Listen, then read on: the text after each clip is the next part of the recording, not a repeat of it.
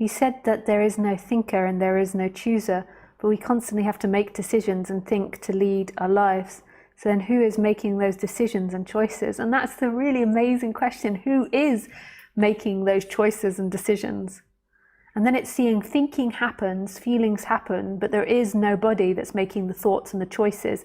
There is an image that you keep producing, which is claiming to do that. But notice there is something that sees that and knows that. There is something that knows that person.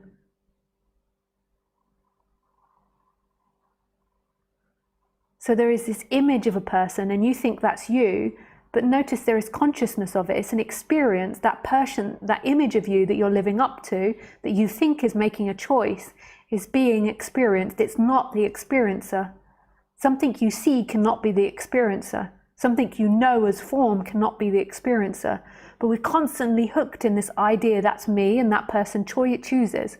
Whereas if you come back to this moment, you'll notice that thoughts around choice are appearing from nowhere. They're not appearing from a limited self. They're appearing from an undefinable space. And then in that, also what appears is this idea that says, I chose that. I've got to make choices. And it's this idea that you are the chooser, that you're the doer, that you are somebody that creates such suffering in your life, because then everything is your responsibility, and everything has so much responsibility. Did I just say that twice? Sometimes I'm boop. I might have just said that twice. When you're speaking to somebody, like it just comes out. You don't always know what you're saying. Yeah. Obviously.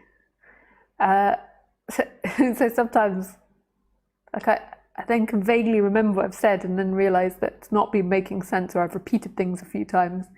But basically, what I'm trying to say to you is that this idea of self is what creates all suffering. This idea that you are this image in your head, and that it's your responsibility to make enough money, to do enough things, to keep your wife, to get a new wife, or whatever it is, to look after the children. And that's too much responsibility to take on board. It sends our society into absolute meltdown.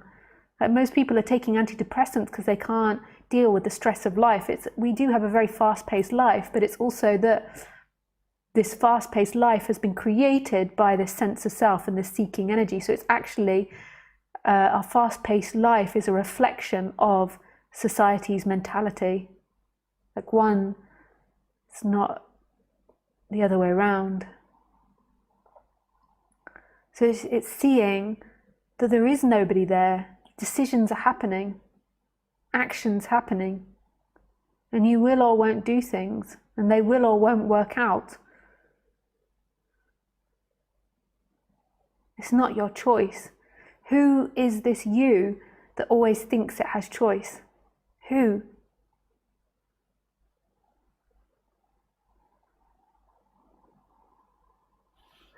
Thanks for your question.